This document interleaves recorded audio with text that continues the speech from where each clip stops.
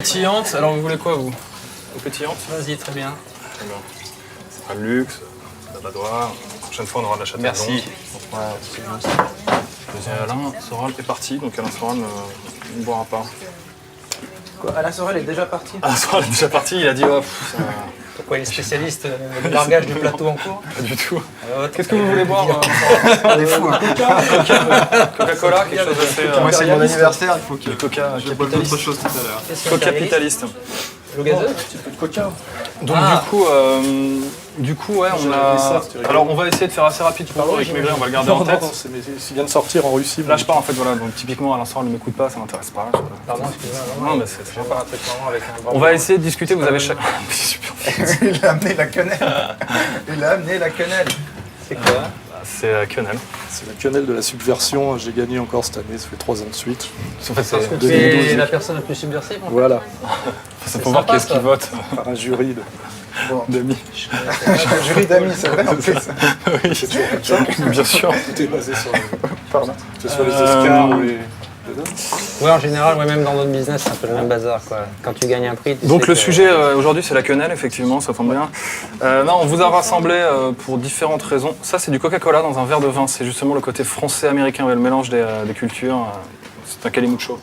Ouais. Donc l'idée c'est d'avoir sociologue, écrivain, vous êtes professeur mais aussi sociologue, aussi spécialisé dans la communication. Et là on a un acteur, un producteur, un réalisateur.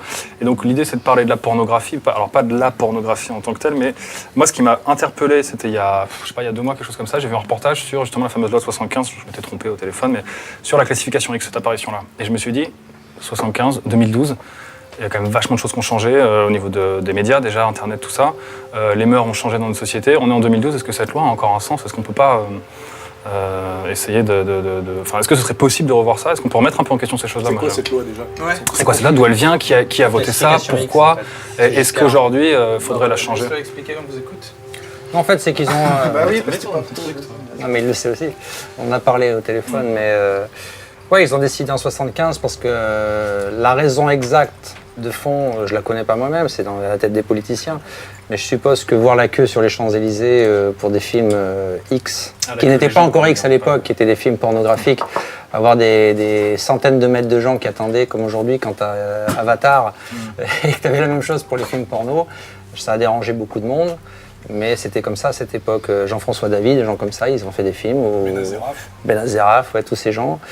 Et c'était à l'époque. C'était à l'époque où il y avait du cinéma, on va dire érotique d'ailleurs, pour pas dire porno, qui essayait d'utiliser la qualité artistique du cinéma pour parler de sujets qui avant étaient interdits dans le cinéma et à la limite finalement rejoindre la littérature qui elle était beaucoup plus ouverte. Et très vite il y a eu quelque chose de fiscal, hein, c'est-à-dire une... Après évidemment Giscard a créé la connotation X pour justement que ça s'arrête en disant que les films ne pouvaient plus être diffusés en dehors des salles spécialisées tout ça. Et c'est surtout Lang en 83, je crois 82-83 qui a instauré une taxe spéciale taxant le X à 33%, quoi, pour justement essayer en espérant qu'il allait disparaître, parce que justement... Qui se ghettoise et qui devient très misérable, c'est-à-dire... C'est ce qu'ils ont fait, voilà. Et ils ont misérabilisé le X parce que pendant 10 ans... intégralement pornographique et que ça puisse plus être érotico-artistique. Ça a saigné le gars, puisque les gens à l'époque, jusqu'en 81, 82, les gens tournaient dans du film, c'est-à-dire qu'ils tournaient du 35 mm, tout ce qui était très onéreux et cher. Et effectivement, à partir de ce moment-là, l'arrivée de la vidéo avec justement cette taxation à 33%, ça a sonné la fin du film. Tournage en 48 heures. Voilà, plus personne n'a tourné.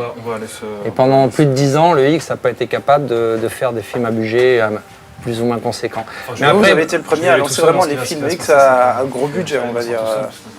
Ouais, j'ai été le premier à mettre le couvert, mais bon... Il faut aller là-bas. Peut-être plus à l'aise. Vous faites la quenelle Regardez là, la quenelle dans une main. Ah, vous restez là? Ok, parfait. Super, moi je pense à Stalou. Comme vous voulez, sachant qu'il y a des places plus confortables que d'autres. Moi j'aime bien les places inconfortables. Allez, j'ai prendre la place inconfortable. On voilà, y va, c'est pas grave. Donc oui, pardon, je vous ai coupé dans le truc, mais donc tout à fait cette apparition de la loi classification X. Moi, je me suis renseigné rapidement et j'ai juste vu qu'à une époque, des films pouvaient sortir effectivement avec des comptes. Enfin, comme c'était pas défini ce qui était pornographique, finalement, il y avait une espèce de liberté d'expression. Et très vite, on l'a reclassifié. Alors, la classification X, c'est pas que la pornographie, c'est la violence aussi. Il faut faire une petite étude sociologique. quand le cinéma X est arrivé, ça a été considéré comme une libération sur le plan artistique. Et en fait, les premiers films qui ont été faits étaient souvent des films avec un contenu politique, avec en fait une idéologie libertaire qui était l'interdit sexuel imposé par la société et la religion sont des freins à la liberté, à l'épanouissement. Et le cinéma qu'on appelle porno maintenant était considéré comme participant à une épopée qu'on appelle transgressive, c'est très années 60-70, c'est-à-dire ouverture des consciences, etc. Donc il y avait souvent un contenu politique, souvent lié à l'extrême gauche. On voit les films de Davy avec des mecs qui sont des âgés, libération de la sexualité féminine par rapport... Bon, donc c'était considéré comme intégré au combat progressiste. Tu vois ce que je veux dire ?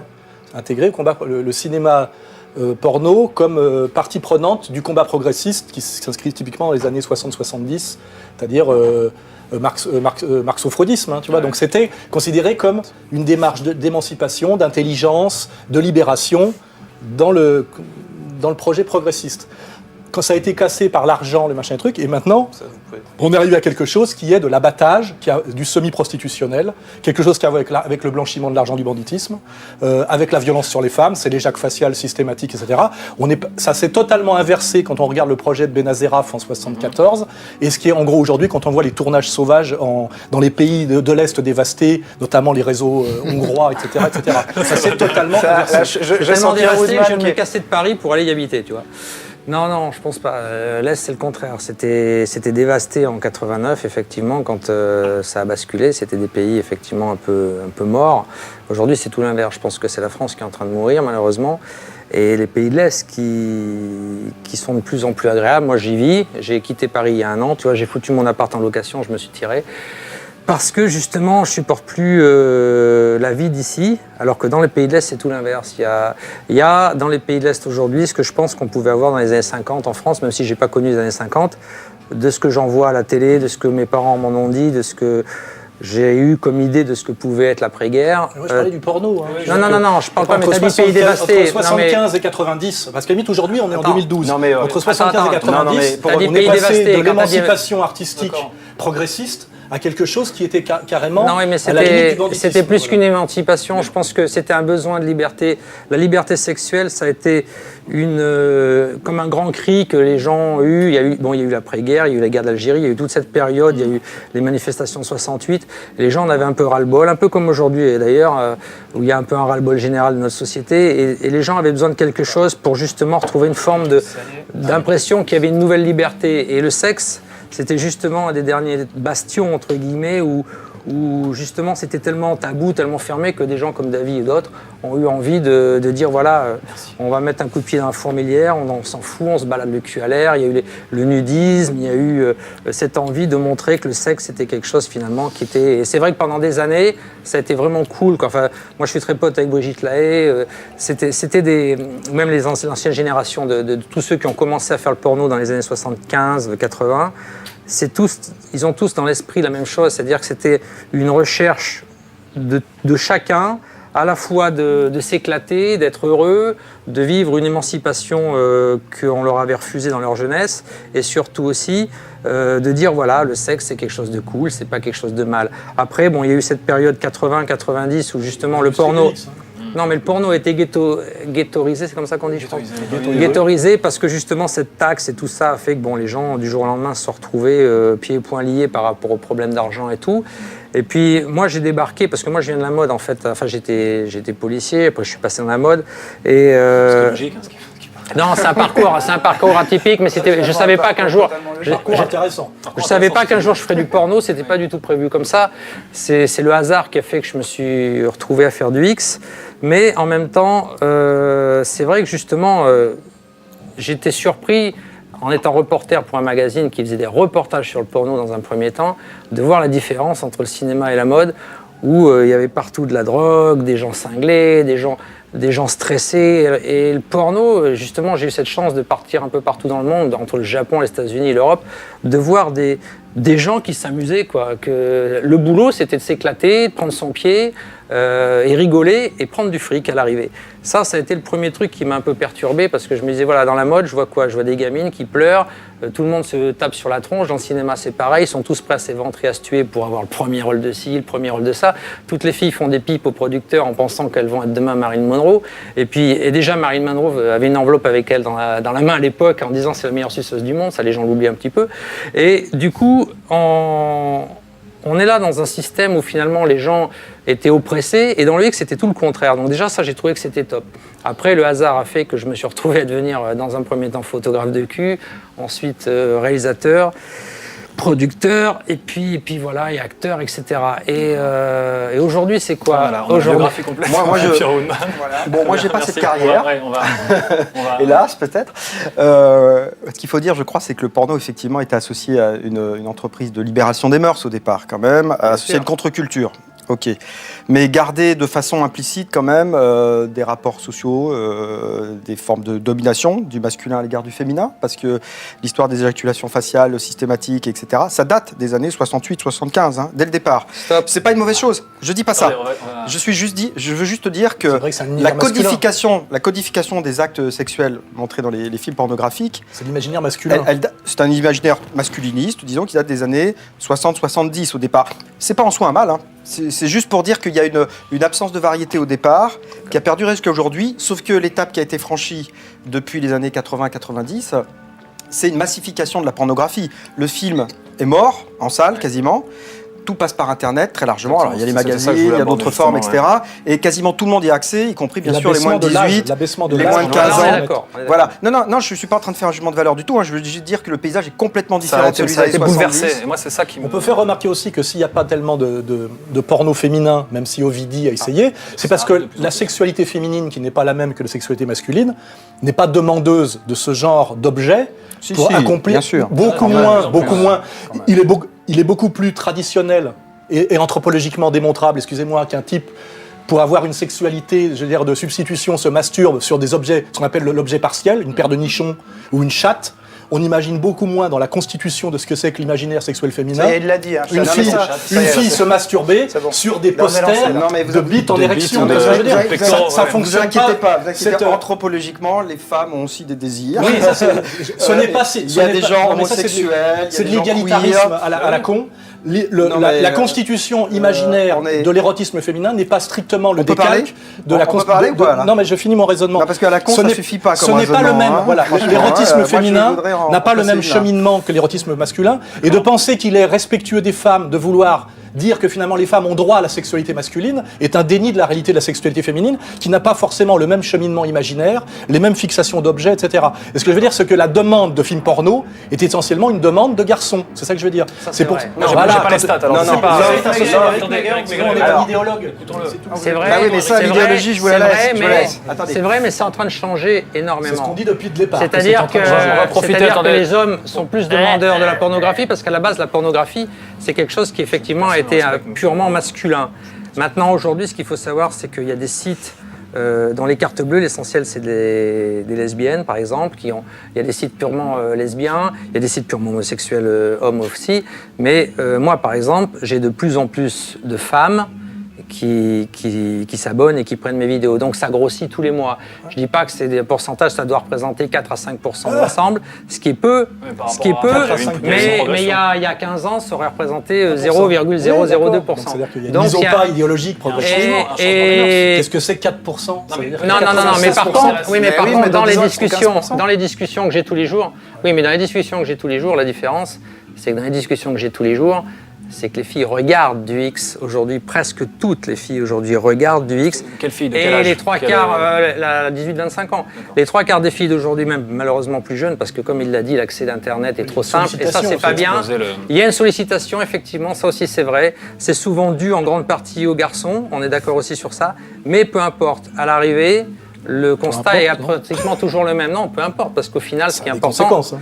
La conséquence, il n'y a pas vraiment de conséquence malsaine, dans le sens où si une fille apprécie de regarder du X, c'est pas non plus quelque chose de grave. Pour moi, c'est beaucoup plus grave qu'une fille regarde les informations où on voit la tête d'un jeune Palestinien, comme vous le disiez tout à l'heure, qui se fait exploser la tronche, plutôt que de voir quelqu'un qui se fait exploser le cul. Je suis désolé de le dire comme ça, mais c'est ça la différence. Moi, on est quand même dans un monde où malheureusement aujourd'hui on a banalisé les infos. C'est un monde d'hommes, c'est un monde d'hommes. Attends 2 secondes, parce que le problème c'est qu'Éric Maigret va pas pouvoir rester très longtemps avec nous. J'aimerais bien avoir son avis, entre autres, c'est aussi pour ça qu'on vous a invité.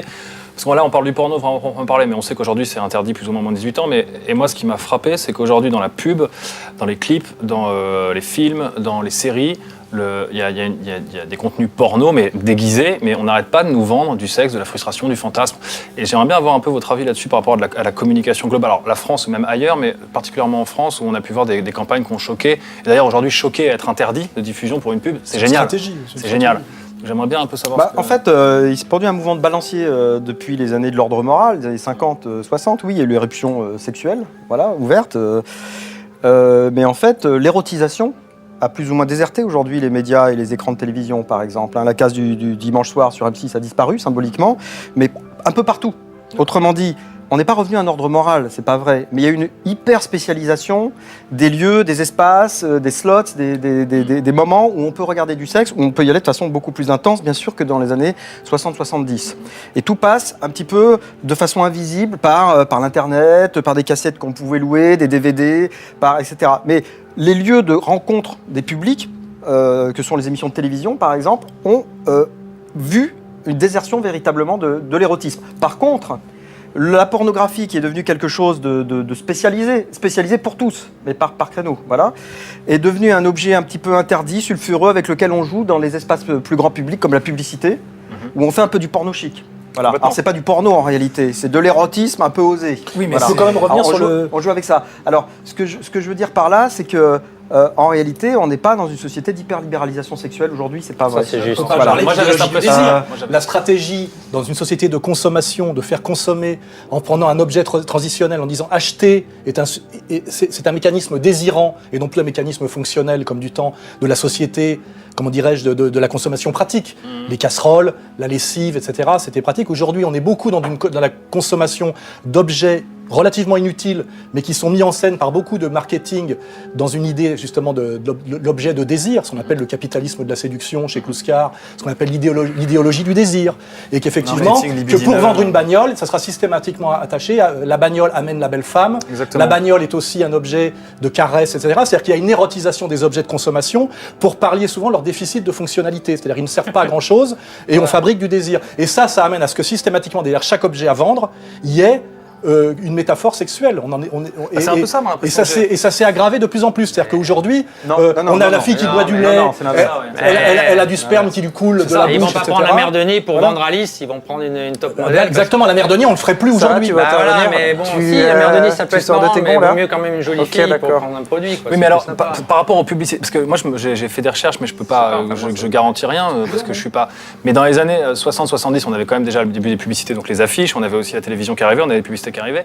Mais j'ai l'impression qu'aujourd'hui, et moi, pour avoir bossé un peu dans la pub, c'est une constante. Si on peut montrer une paire de nichons, un cul, ou si on peut faire croire qu'on va voir un sein ou un truc, on va le faire parce qu'on se dit le sexe fait vendre. Et pourtant, moi, j'ai lu différentes analyses. Je mettrai les sources après sur le site. Où t'as des sources, t'es documenté ? Moi, je suis assez balèze en termes de sources, attention. T'en as pas l'air, t'es aussi crédible que moi. Qui explique que justement, c'est une très mauvaise chose. Enfin, certains ont dit non, en fait, dès qu'on met du cul, on va retenir la paire de seins à la nana, et puis on va dire c'était quelle marque déjà. La sexualité, c'est un signifiant fort quand même. Bon, et c'est pas vrai dans les publicités à la télévision, par exemple, vous voyez très peu de sexe. Exact. Très peu. Peut-être pas du sexe frontal. Il y avait les phares, les machins. Repensez aux années 70, la publicité Telefunken, où une fille se déshabillait sur la plage pour un téléviseur. C'est absolument impensable aujourd'hui. Alors que par contre, si vous allez sur Internet, vous allez voir des trucs infiniment plus complexes et illicites parfois sexuellement même. Mais le sexe ailleurs, il est dans la pub maintenant. Il est omniprésent. C'est qu'aujourd'hui, la société est beaucoup moins érotique. La société aujourd'hui est beaucoup moins érotique. Elle est beaucoup plus fermée. Il y a beaucoup moins de sexe en réalité que ça ne l'était dans les années 80-90. parce que il y a pas, il a dit qu'il n'y avait pas un retour à l'ordre moral, mais moi j'ai l'impression que si. J'ai l'impression justement qu'on fait malheureusement marche arrière. On peut plus faire les blagues. Malheureusement Coluche aujourd'hui pourrait plus sortir toutes les conneries qui sortaient dans les années 80. Il serait en tôle, il serait embrigadé. On peut plus ouvrir la bouche comme dans le passé pour dire les choses qu'on a envie. On peut plus s'exprimer comme on en a envie. On peut plus montrer non plus tout ce qu'on pourrait avoir envie. Des gens dans les années 70-80 et des émissions tard le soir où ils pouvaient des fois montrer des trucs qu'aujourd'hui ils pourraient plus montrer. Et en même temps, la violence, toutes ces choses-là est toujours présente, même beaucoup plus présente que dans le passé. Les dessins animés. Les dessins animés sont d'une violence incroyable par rapport à ce qu'ils étaient il y a 30 ans. Moi, j'adorais, quand j'étais gamin, aller voir un Walt Disney au Cinoche. Aujourd'hui, quand je vois un dessin animé, c'est sympa, c'est beaucoup plus beau, beaucoup plus moderne, mais la violence est beaucoup plus présente. Ça, on peut dire que ça a gagné. Qu'est-ce que vous pensez aujourd'hui, justement, en 2012 ça a saturé au niveau de... Parce qu'une fois que tu as déshabillé la femme, tu ne peux pas la déshabiller au-delà de la nudité. À un moment donné, dans les revues porno, il y avait ceux qui décidaient de filmer le sexe et ceux qui ne le filmaient pas parce qu'en fait, c'était pas très érotique, l'hyper-réalisme du sexe féminin. Il y avait un débat d'ailleurs entre Hustler et Playboy. Ils disaient c'est anti-érotique de filmer un sexe de femme de manière hyper-réaliste. Bon mais aujourd'hui, par contre, ce qui s'est bloqué on est au maximum de la sexualité, c'est qu'on a élargi, on a descendu dans la tranche d'âge. C'est-à-dire qu'aujourd'hui, il y a la sexualisation de l'enfance. Alors on a élargi, attention, moi, je parlerai bien de quelque chose, si vous me permettez. Bon, aujourd'hui, ce qui est intéressant en sociologie, c'est mon domaine de recherche, c'est que maintenant on commence à avoir des études approfondies sur ce que les gens font de la pornographie. Pourquoi ils la regardent Parce qu'au départ, évidemment, la réponse est très simple quand on demande aux gens, et on l'a tous cette réponse, parce que c'est excitant. Ça m'excite, ça répond à une excitation au préalable. Et bon, voilà. Mais une fois qu'on a dépassé ce vernis initial de l'excitation sexuelle, qui veut dire tout et n'importe quoi, bien sûr, parce que chacun a des fantasmes différents, que font vraiment les gens avec la pornographie aujourd'hui, y compris les plus jeunes, quand ils la découvrent? On commence à comprendre que ça remplit des tas de fonctions, de missions très très variées en réalité, que ça peut être une expérience esthétique d'un côté. Voilà, regarder des images pour regarder des images, pas nécessairement les lier à une excitation sexuelle. Ça peut aller jusqu'à côtoyer évidemment de l'illicite, parce que la pornographie d'aujourd'hui va beaucoup plus loin évidemment que celle des années 70. Il y a des choses qui sont tolérées sur Internet, mais qui sont interdites en réalité, mais qui sont tolérées par les autorités. Donc il y a un certain nombre de personnes qui peuvent s'y retrouver grâce à ça. Est-ce que ça ne fait pas circuler des valeurs qui sont totalement dégradantes et qui sont finalement... Il y a un débat, bien sûr, toujours. Et attendez, si je peux en parler là, parce que ça c'est ma partie. Tout à l'heure, sur votre respect, il a dit une chose totalement fausse, à savoir que l'histoire de la fellation, l'éjaculation faciale, on vient de découvrir qu'à Pompéi, dans les ruines, ils ont trouvé une esclave avec du sperme dans la bouche. Non, je parlais juste de la représentation cinématographique. C'est comme quand j'ai vu il n'y a pas si longtemps, j'étais à une émission de télé où il y avait un psycho de mes deux là. Il a commencé à raconter que les tournantes dans les banlieues de Paris, c'était dû à la pornographie. Donc j'ai été obligé de lui expliquer qu'effectivement les archéologues avaient trouvé dans les ruines de Pompéi et de Rome, chez Néron, des cassettes porno et aussi chez Jacques l'Éventreur.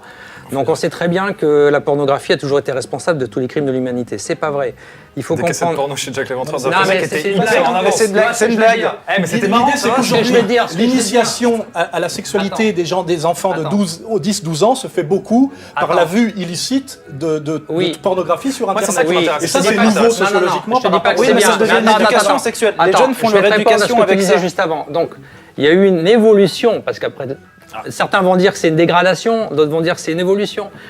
C'est un peu compliqué. C'est sûr que le cinéma des années 70, c'était papa-maman, missionnaire, une petite éjaculation sur le pubis ou sur les fesses. Excuse-moi, c'était pour les adultes. De toute façon, de 12 ans. Non, mais de toute façon, à l'époque, il n'y avait que les adultes qui pouvaient rentrer dans un cinéma des Champs-Élysées. Voilà. Mais moi, à 13 ans, j'ai piqué mon premier bouquin porno dans un cinéma avec Brigitte Lahaie, dans un sex shop à Clermont-Ferrand. Il faut faire un effort quand tu as 6 ans pour ne pas tomber sur un film porno par hasard sur Internet. Attends. C'est vrai. C'est malheureusement vrai. C'est malheureusement vrai. C'est malheureusement vrai, mais ça c'est pas dû aux gens qui font du porno, ça c'est dû au pouvoir public. C'est dû au pouvoir public qui sont complètement laxistes. Parce que si demain matin quelqu'un dessine un site avec des croix gammées ou n'importe quoi, il va te fermer en 2 minutes. Si quelqu'un a un site porno, où ils mettent des chevaux et tout ce qu'on voudra, ils en ont rien à faire et des gamins pourront le regarder, mais jamais personne n'ira le fermer. Non, mais ça c'est le rôle des parents. C'est le rôle des parents. C'est pas le rôle des parents.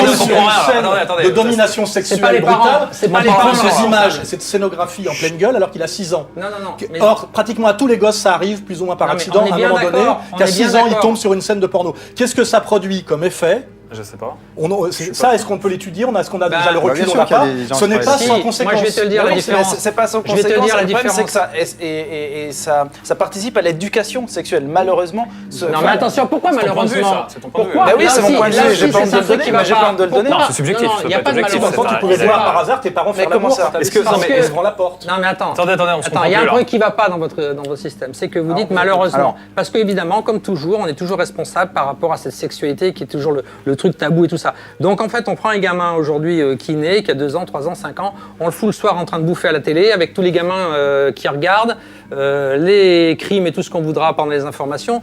On fait grandir nos enfants dans cette société où tout est normal. 2 minutes après, Sylvester Stallone, il va exploser la tête d'un type dans un film, c'est tout à fait normal. Donc nos gamins, absolument pas, c'est pas nos normal. gamins, mais C'est si, normal. mais si, c'est normal puisqu'on on laisse Jamais les gens été voir normal. ça. Donc on est dans une société où on considère que ça fait partie du quotidien de chacun, dont les enfants qui grandissent. mais il y a des Et si interdits, jamais 10 interdits au minutes moins de après 12 il y a un ans. Ibar qui apparaît dans l'écran, oh là, faut tout de suite C'est pas un couper. ibar, c'est un Mais type même- qui soumet brutalement une Non. femme. bon, Une ok. fille qui croit que pour être aimée d'un homme, Non, il non, faut mais lui attention, lécher les stop. testicules pendant 1h30. Et ça, moi, Mais j'ai c'est rencontré très des bon, jeunes ça. filles. C'est très bon, ça. J'ai mais rencontré c'est des jeunes filles de 14 ans qui effectivement très bon, où est le pensent problème que l'amour, ce qu'on appelle l'amour, ça existe, hein, l'amour j'aime pour bien être me aimé faire d'un homme, bouffer les etc., couilles, il faut se comporter immédiatement C'est comme quoi une chienne et faire une fellation dans les 10 minutes, et qu'elle est même perturbée de voir elle s'est soumise à Alors. cette injonction en pensant que c'était le chemin de l'amour et qu'elle a été méprisée Mais attention. par le mec parce qu'elle l'a fait, alors qu'elle Alors, croyait pour qu'il une fallait fois, le faire. pour une fois, je vais vous rejoindre. Eh, Je vais vous stop, rejoindre. C'est ça la question. Encore Attends, une je vais fois, essayer non, d'en passer. non, Non, non, non, j'ai une grande différence. J'ai une grande différence Stop, avec vous, stop. c'est que moi j'ai 7000 et quelques filles en interview. J'ai 7000 et quelques filles en interview. Et j'ai 95% de ces filles, quand je leur pose la même question depuis 25 ans, qu'est-ce que tu préfères, les mecs méchants ou les mecs gentils? 95% c'est j'aime mieux les méchants. Tu préfères un mec qui te fait des câlins ou qui te met des claques dans la tronche quand tu te fais baiser? J'aime bien les claques dans la tronche. Et c'est pas, on va pas me dire que c'est parce que j'interviewe des putes. J'interviewe tous les types de filles. sociologie du dragueur, J'interviewe du désir. tous les types de Tout est filles. dedans, J'attrape des filles dans la rue, je les attrape apprends partout, rien. des bourgeoises, des vendeuses de Monoprix, tout ce qu'on voudra. Donc au final, ça veut dire quoi? Ça veut dire qu'aujourd'hui, les mecs, âge, les filles attention, Sarah, entre 18 et Sarah, 25, si mais tu il y a vas une grande intervenir, différence. interviens, 6 ans. La différence, c'est quoi? Interviens. C'est qu'il y a 20 ans, les réponses n'étaient pas les mêmes il y a 20 ans. Je parle d'aujourd'hui. Il y a 20 ans, les réponses étaient différentes. Il y a 20 ans, on avait presque un ratio de 50-50 entre les filles qui aimaient à la fois le garçon romantique, le cheval blanc et tout ça. Et je pense que si j'avais interviewé des filles il y a 40 ans, j'aurais eu le contraire. Il y a 40 ans, j'aurais eu 80% de cheval blanc avec 10 ou 20% de méchants. Charmant.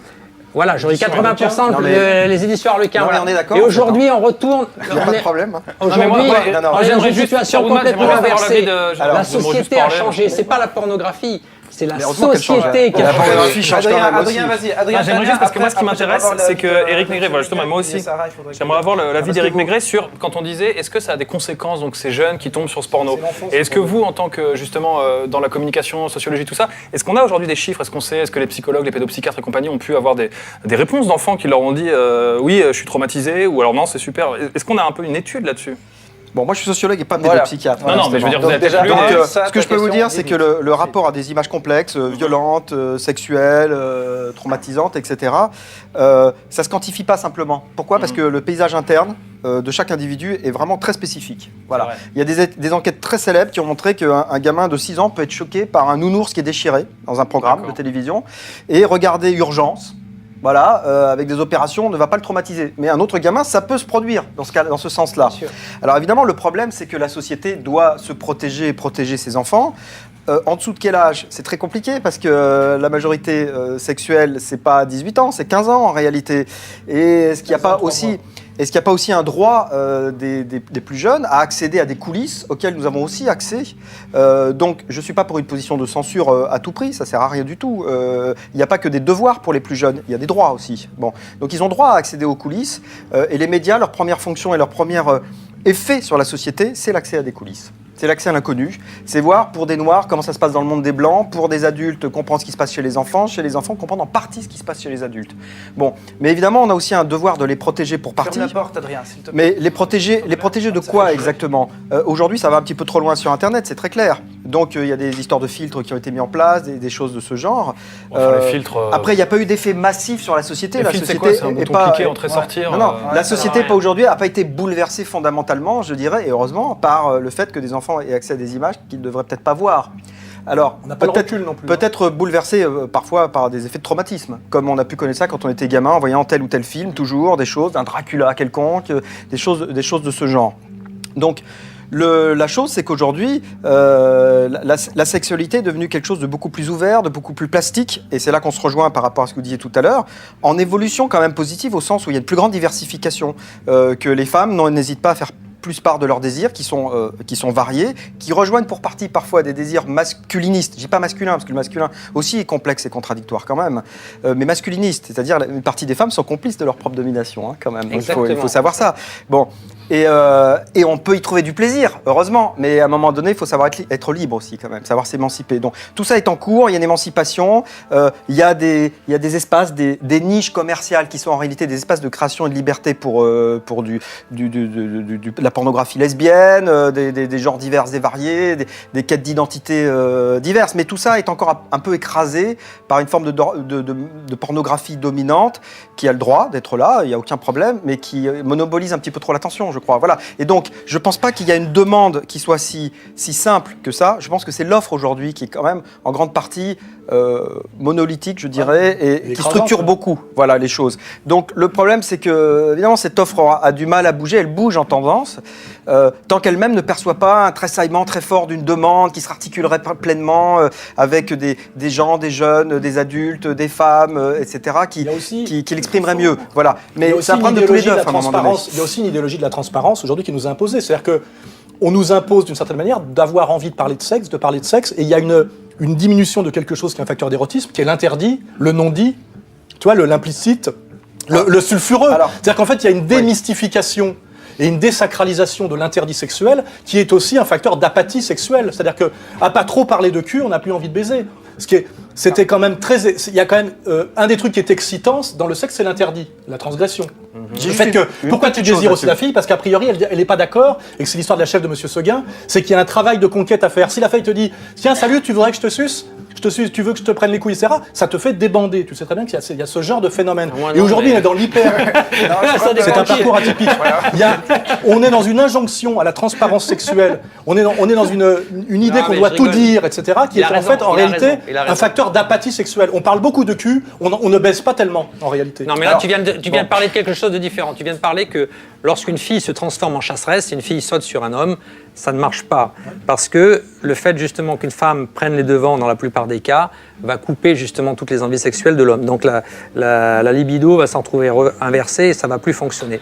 Ce qu'il faut savoir, c'est ce que je disais tout à l'heure, effectivement, les mœurs changent. Moi, par exemple, quand j'ai débarqué dans le porno, mon constat de base, c'était quoi? C'est que toutes les filles étaient très moches à la fin des années 80, les filles étaient début des années 90, toutes les filles qui faisaient du X, c'était abominable. Donc je suis parti en Russie, j'ai ramené des filles très belles de Russie et j'ai amené un sang neuf parce que dans ma tête, la pornographie devait d'abord représenter de la beauté féminine, ce qui n'était pas le cas à cette période. Dans les années 75-80, il y avait des filles très belles, puis après c'est devenu une catastrophe parce que les gens n'avaient plus les moyens d'avoir des jolies filles et c'est devenu vraiment le fond du gouffre. Donc j'ai amené ce sang neuf dans le porno et dans la foulée, j'ai voulu créer, parce que mon rêve, c'était de faire du vrai film traditionnel avec de la pornographie à l'intérieur. C'est pour ça que j'ai commencé, j'étais le précurseur avec les films à très gros budget. J'ai dépensé jusqu'à 1,2 million de dollars pour Pyramide. Et j'ai fait des films à gros budget qui ont très bien fonctionné pendant des années. Et puis, à l'arrivée des années 2000, je me suis retrouvé confronté à un problème. Parce que je m'étais juré... Internet. D'une part Internet, mais pas seulement ça. Je m'étais juré que je ferais jamais ce qu'on appelle du gonzo, c'est-à-dire du sexe pour du sexe. Et je me suis retrouvé confronté à un gros problème, c'est que des gens comme Rocco Siffredi, par exemple, qui est un de mes grands amis dans la vie, mais un de mes gros concurrents, lui faisait le contraire, ne faisait que de la vignette. Lui s'est essayé un petit peu 2-3 fois à faire du film, entre guillemets, scénarisé, et il a tout de suite laissé tomber parce qu'il a compris, bien avant moi, que le futur de l'individu, c'était justement de ne vouloir que le sexe. Que le film scénarisé, s'il le veut, il va sur les Champs-Élysées voir un avatar, mais qu'il n'a rien à faire de voir de la pornographie, entre guillemets, scénarisée avec des belles choses. Donc, moi, mon rêve, si tu veux, c'était ça. Et puis, je me suis retrouvé en fin 99 avec, c'est très simple, ou tu te mets à faire du gonzo, ou tu vas chercher du boulot ailleurs.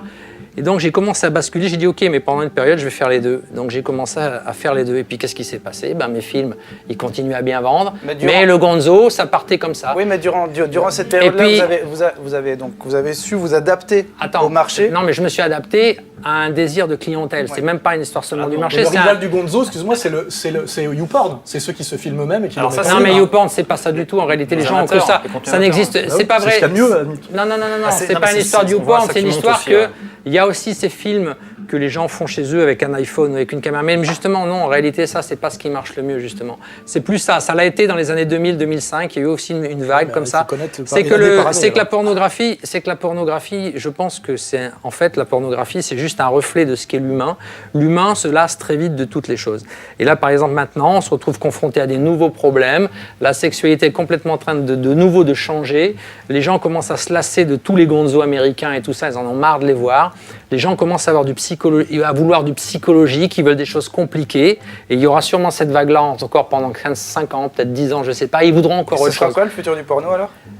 Il m'inquiète le futur du porno parce que les gens veulent de plus en plus de la... Non, les gens veulent de la déviation, les gens sont de plus en plus branchés sur les trucs les pires de pire, c'est-à-dire l'urologie, les animaux, la scatologie. Mais c'est pas la pornographie qui veut ça. C'est pas par exemple, moi, je peux pas m'imaginer en train de travailler dans ce système-là. La logique de la transgression, c'est toujours plus. Mais voilà, les gens, exactement, ça c'est vrai. Les gens ont ce gros problème, c'est qu'ils veulent toujours plus. Et que c'est jamais assez. C'est jamais assez. Si vous mettez 2 mecs, ils pleurent, pourquoi vous n'en avez pas mis 5? Si vous mettez une claque, ils pleurent, pourquoi vous n'en avez pas mis 10? Et c'est toujours comme ça. Et le client veut toujours plus. Coupe la tête, coupe les 2 bras. Oui, mais le client. avec la main coupée et sodomise le tronc. Mais le client. Ils mettent ça sur Internet pour battre leur corps. Non, mais c'est pas ça. Mais le client. Non, mais si on est sérieux, le client veut toujours plus. Mais vous répondez au client en fait. C'est-à-dire que vous sentez qu'il y a une demande. Tu réponds pas à des clients, tu as fait une émission de télé aujourd'hui parce que tu veux hein. amener un sujet qui va faire en sorte que tu espères qu'en amenant le sujet que tu viens de faire, des gens vont le regarder, ils vont être intéressés. On est tous pareils. Lui, il écrit des livres avec des sujets qui sont les siens, en espérant que des gens vont être intéressés par ce qu'il représente. Et c'est la même chose pour chacun. Tous les individus de la Terre font un boulot, et s'ils sont créatifs, ils vont essayer de créer quelque chose en espérant que des gens vont l'acheter ou le vendre. Il y a un truc qui est incroyable en même temps. C'est la même chose. C'est que à travers toutes ces évolutions qu'on vient de décortiquer, un phénomène n'opère pas. C'est l'âge, c'est un basculement dans l'âge de la première relation sexuelle. C'est-à-dire, malgré la pornographisation de la société, les garçons et les filles ont un rapport sexuel, en moyenne, toujours à 17 ans aujourd'hui. Ça veut dire quoi? Ça veut dire que... il ne faut pas non plus exagérer l'ampleur de ce qu'est la pornographie en réalité dans la société. Du fantasme, c'est pas du réel. C'est d'abord de la représentation. Et du désir, etc. Et ça aide à faire des choses dans la réalité par ailleurs, dans le couple, hors le couple, etc., etc. Mais en réalité, la société n'a pas été profondément, pardon pour le jeu de mots, ébranlée par cette pornographie.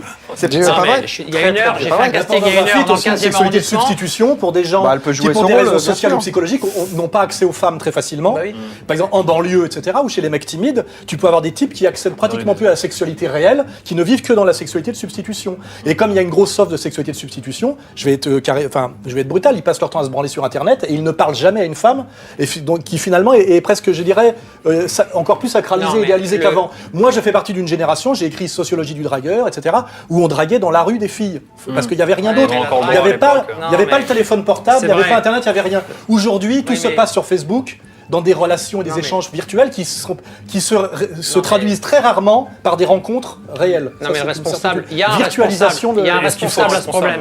Il y a un responsable à ce problème. L'évolution. C'est l'évolution, virtualisation du sexe. Il a raison. Sexualisation, mais virtualisation. Non, mais la drague, tu as raison, c'est quelque chose qui existait avant et qui aujourd'hui s'est complètement modifié, effectivement. Mais il y a un responsable général et contre lequel je me bats depuis des années à tous les problèmes de la race humaine en général, quel que soit l'endroit sur cette planète, c'est l'absence de dialogue entre les parents et leurs enfants. Et c'est ça le méga problème de fond. C'est-à-dire que moi j'ai des gamins, j'ai toujours été un type très ouvert et je pense qu'ils sont super équilibrés. Et comment avez-vous Non, mais je pense qu'ils sont super équilibrés parce qu'ils n'ont jamais eu de questions à se poser. Ouais. Et je pense que la base du problème, c'est quand un gamin arrive à 10, 12, 14, 15 ans et qu'il se pose des questions et que les seules réponses qu'il obtient, c'est ces crétins autour de lui à l'école qui savent rien de plus mais qui disent « ouais, mais moi ci, mais moi ça ». Et au final, cette masse de fausses informations qui se met dans la tête du gamin ou de la gamine provoque un très mauvais résultat. Donc, quand ils vous ont posé ces questions, vous leur avez non, mais répondu tout à quoi l'heure, par exemple, j'ai fait un casting avec une fille française qui venait de Rouen, qui m'a dit, voilà, ma première fois, c'était à 19 ans, tu vois, une française, il y a 3 heures, là, dans un hôtel pas loin d'ici. Donc, tous les jours quasiment, je suis en contact, oui, j'ai des images. Tous les jours, je suis en contact avec des filles différentes de différents pays. Donc, je pense que c'est à même, que ce soit du Brésil, de Russie, de Japon, de partout, je vais aux 4 coins de la planète interviewer des filles jeunes. Donc, effectivement, il a raison sur un plan, et je partage à 100% cet avis. L'âge général, c'est entre 16 et 18 ans. Donc ça bouge quasiment pas, curieusement, depuis des années. Mais par contre, ce qui bouge énormément, c'est les extrêmes. C'est-à-dire que beaucoup plus d'inceste que dans le passé. Beaucoup plus de filles, par contre, très jeunes, 12-13 ans, ça se retrouve plus souvent. C'est-à-dire que l'ambiance générale, c'est 16-18. Et en même temps, à côté de ça, on a aussi, plus souvent qu'avant, des 18-22 ans.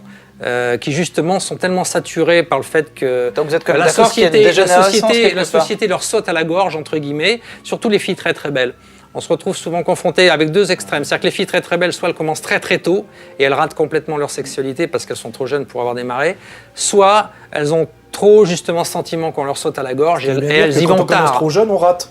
Et on rate, Ça bien fait sûr. quand même le lien, tu vois, de l'âge. Ah mais ça on est d'accord. Oui, mais Attention, je suis tout à fait d'accord que commencer la sexualité processus, hein, l'érotisme. entre 12 et 15 ans, c'est une erreur complète. Moi, Il y a un lien intrinsèque entre la sexualité, la violence et la perversité. Non, et ça c'est même demande pas un une long histoire de parcours. ça. C'est pas une histoire de quelque ça. chose de C'est pas une histoire de dangereux. violence. J'ai pas Ce n'est pas lié à la violence. C'est pas lié à la violence. Il y a quelque chose C'est juste à d'intrinsèquement dire violent dans la que sexualité. commencer trop tôt, je pense qu'un corps féminin n'est pas prêt avant 15 ans à faire des rapports sexuels. Non, mais c'est même pas l'histoire de ça. Mais il est le prêt sexe en soi, à ce qu'on lui explique ce que c'est que la sexualité. je pense que, et je le vois que toutes les filles qui, en fait, ce qui est quelque mon chose de constat à rigolo. moi, mon constat après 20 ans de rigolo. porno, C'est quelque chose de violent. quelque mon part. constat après Exactement. 20 ans de porno, c'est que plus une Quelque chose de fille sérieux. commence tard la sexualité, plus elle l'a réussi. Bizarrement.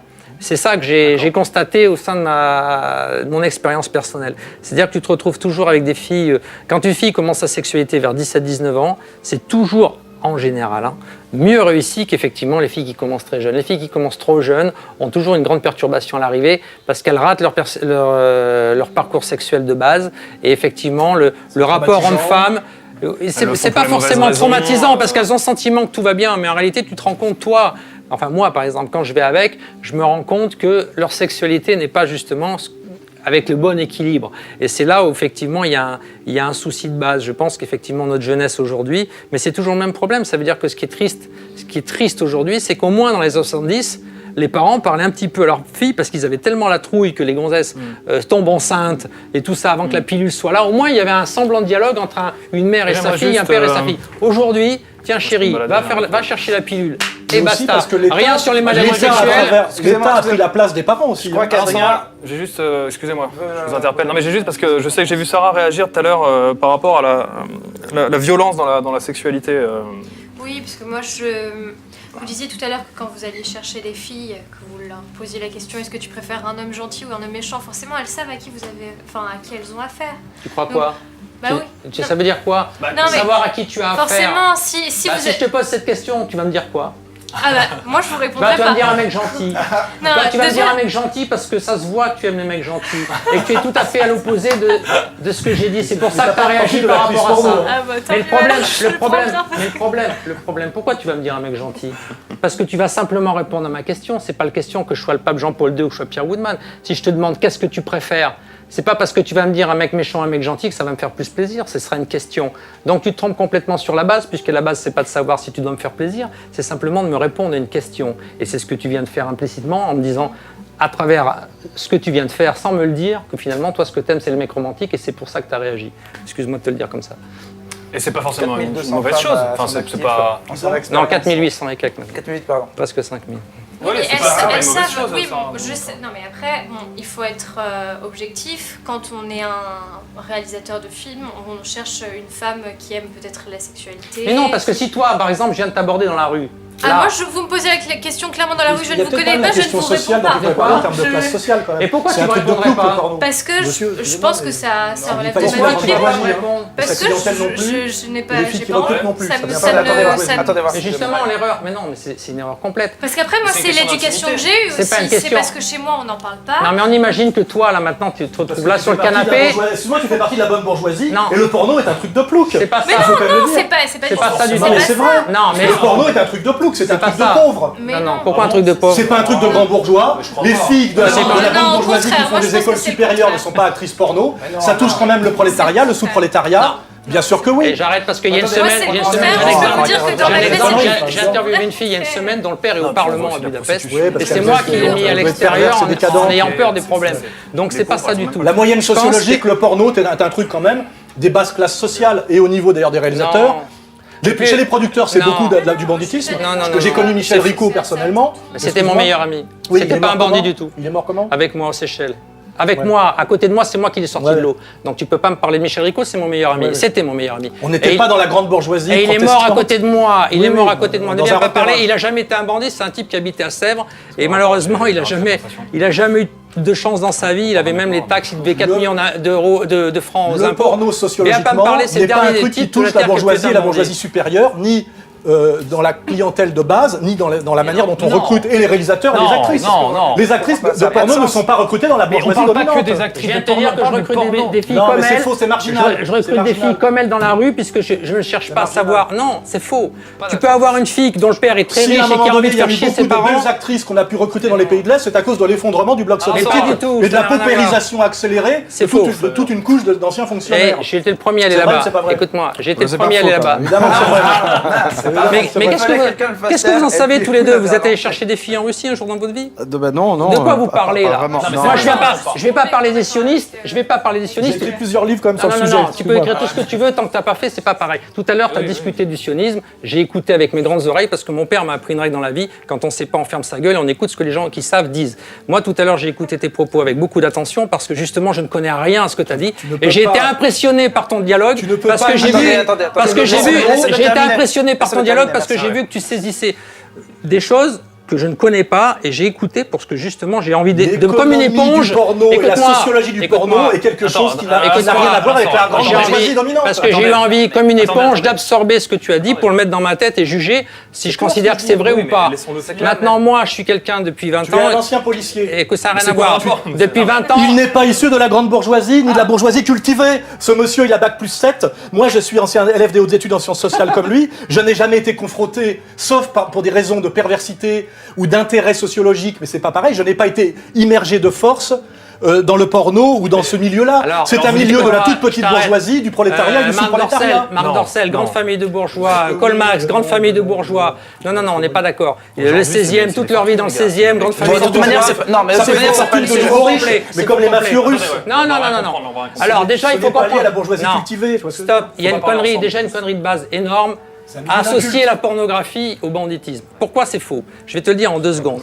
Je vais te le dire pourquoi c'est faux. c'est pas le Pourquoi sujet. De Je vais toute te le manière, prouver c'est en pas 2 le secondes. sujet. Non, mais j'ai envie de le C'est dire. vrai, je sais pas pourquoi J'ai on envie de parle le de dire ça, en parce fait. qu'il dit non, Oui, mais, parce qu'il dit qu'il a c'est écrit un pas le livre sujet. là-dessus. Et moi, je vais t'expliquer le problème. La mafia, la pornographie ne peut pas marcher ensemble pour une bonne et simple raison. C'est qu'il y a très longtemps, effectivement, il y a eu une société aux États-Unis dont le patron blanchissait de l'argent pour la mafia, ça c'est vrai. Donc dans ce système-là, c'est-à-dire que quand quelqu'un, effectivement, va se mettre, par exemple, à faire une société de production, blanchir l'argent d'une boîte, en Italie, la Cicciolina, pendant des années, a servi à ça, avec Hugo Matera et tout ça, on est d'accord. Mais attention, ça veut dire quoi? Ça veut dire que des gens que personne ne voit donnent de l'argent à un type, que ce type l'investit dans une production X par exemple, et qu'à l'arrivée, cette production X va aller dans les salles, parce que ça ne fonctionnait qu'à l'époque des salles pornographiques, et c'est pour ça que, voilà, Des raisons c'est pour fiscales ça, avec la fausse exactement, billetterie. Je connais très bien exactement. le sujet. En Italie, ça a marché, le dernier pays, avec le football, le dernier pays où ça a fonctionné, exactement comme le football, c'est vrai, ça c'est vrai, le dernier pays où ça a fonctionné, qu'il ait pu y avoir une accointance entre la mafia et la pornographie, c'est jusqu'en 1992-94, avec la famille Matera, en Italie. Et basta. Pourquoi ça ne fonctionne pas? Pourquoi ça ne fonctionne pas? C'est super Parce que intéressant, moi- mais là, on n'est pas dans le pourquoi- sujet, c'est- Écoute-moi, parce que moi, par exemple, qu'est-ce qui se passe à longueur d'année? À longueur d'année, je reçois des emails de tous les pays du monde, de tous les endroits du monde, de voyous, de bandits, de macros, qui ont des putes dans des bordels, qui ont des putes à domicile, qui ont des putes partout, et qui me les proposent. Ouais, ça c'est vrai. On est constamment, en tant que personnalité de la pornographie, avec la possibilité de le faire. Mais, il y a quand même un souci de base. Et ça, il faut peut-être penser des fois un petit peu avant de dire n'importe quoi. C'est quoi une prostituée? C'est quoi une prostituée? Une vraie prostituée, c'est quoi? Je suis désolé, c'est une fille morte. C'est une fille dont on a coupé la corrélation entre son vagin et son cerveau. C'est une fille qui est devenue un instrument sexuel, qui n'a plus le moindre sentiment sexuel et qui n'a plus rien à foutre de la sexualité. Qu'est-ce que c'est quelqu'un... Qu'est-ce que c'est... Justement. Non, mais je suis Qu'est-ce que d'accord c'est avec toi, quelqu'un mais bon. qui fait de la pornographie? C'est tout le contraire. C'est un mec qui veut justement une réaction, qui veut sentir... Là, on va arriver... Attends, laisse-moi finir, s'il te plaît, parce que c'est important. C'est quelqu'un on qui finit veut ça. sentir qu'une femme, c'est toujours une femme. C'est pas Enfin, moi, je te un morceau montrerai de pierre. des DVD de femmes qui se font baiser par 2 chiens dans un hôtel pourri, DVD alors, ukrainien, Alain Soral et la fille qui est accepte de se faire baiser par 2 chiens, c'est une pauvre pute en manque, héroïnomane, vendue par ses macros. Et c'est quand même en vente dans la catégorie T'es en film train de nous X. parler de C'est un DVD que je ne veux zoophilie, pas t'es en avoir. train de Ça existe. parler de pornographie. Ça On parle de existe. déviance. Non, C'est ça se comme- vend, ça se vend. Oui, ça se vend, mais on n'est pas en train de parler de Je pornographie, suis pas c'est pas le seulement- genre de je suis film que je vais journaliste faire. d'enquête Je suis aussi, pas en train de te bien parler de ça, je suis en train de te parler de ce que les gens de notre profession, qui sont des gens qui font vraiment ce qu'on appelle de la pornographie, ne vont jamais avoir envie de faire travailler une personne qui est morte sexuellement. Non, mais je comprends On a ton envie d'une raisonnement, et réaction. c'est de toi dont tu parles. Tu dis, moi, je veux non, faire mais ça. pas que moi. oui, bon. Je défends Non, mes mais je défends je mes vous collègues. laisser terminer. Je défends mes collègues. Ça ne marche pas. Ça ne marche pas ensemble. On va laisser Écoute-moi, ça on ne va laisser fonctionne pas Eric ensemble. Maigret juste s'exprimer là-dessus, s'il vous plaît, bon, merci. Que ce soit que clair. la pornographie soit devenue une industrie. Et puis c'est une conclusion par personne, là, s'il vous plaît. n'est pas en soi une chose mauvaise. Je veux dire, c'est une industrie. Et voilà, à partir du moment où sont respectés un certain nombre de règles, de mœurs, contrats de travail, etc. Bon, c'est vrai que le rapport à la mafia, je crois, est plus ténu aujourd'hui. Voilà. Le rapport à quoi ? Le rapport à la mafia est plus ténu aujourd'hui. Par contre, il y a des liens avec certaines industries de la prostitution, en réalité, en particulier aux États-Unis. Bon. Alors, excuse-moi. Mais je veux pas. Je veux Je vais dire un pas. truc après. Non, mais c'est Ouais, pas mais une ce sera votre façon. conclusion. C'est pas une façon de jeter l'opprobre sur l'industrie pornographique. C'est pas ça. Il y a des liens qui existent pour des raisons diverses et variées. Bon. Et les prostituées ne sont pas en soi des personnes mortes. C'est pas vrai par rapport à la question du. Non, je ne veux pas entrer dans ce débat-là, mais c'est un débat plus complexe. On ne peut pas, au nom du fait qu'on veut défendre un rapport à la pornographie, rejeter dans l'ombre et dans l'inhumanité une autre proportion, une autre partie de la population que seraient les prostituées. Mais c'est pas la même chose. Mais Non, mais moi, j'ai compris ce ce que sont tu pas voulais des dire, sous-êtres. Voilà. C'est une mauvaise actrice. Non, bon. Alain Soral, on vous écoute, alors. Bon, c'était là. Moi, lui, il défend assez honnêtement sa pratique et l'éthique de sa pratique. Donc en fait, c'est de lui dont il parle. Je suis pas sûr que tout le monde du porno se réduise à lui, qui est peut-être un bon élément. Moi, j'ai connu d'autres aspects, puis il y a aussi les années, parce que C'est il y a la référence, 75, hein. 80, 90. Moi, j'ai 54 ans cette année. Il y a très longtemps, je suis journaliste d'enquête de formation, et j'ai toujours été allé chercher la merde là où elle était. Scandale financier, politique, etc. Tu te renseigneras sur moi, tu verras.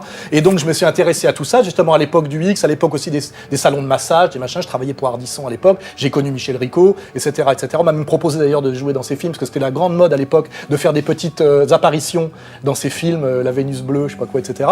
Et donc j'ai des tas d'amis qui l'ont fait parce que c'était in à l'époque, tu sais, d'aller dans les boîtes à partous, d'aller dans les salons de massage et de faire une apparition dans un porno. Ce que je dis quand même et d'une manière évidente, c'est que moi, je me suis beaucoup intéressé, je suis sociologue marxiste de formation, les classes sociales, ça existe. C'est qu'en fait, ce milieu-là, quoi qu'on dise, est un milieu quand même qui touche la toute petite bourgeoisie, un monde où il y a assez peu de culture, ce qui fait d'ailleurs qu'au départ, Benazeraf est un intello, quelque part.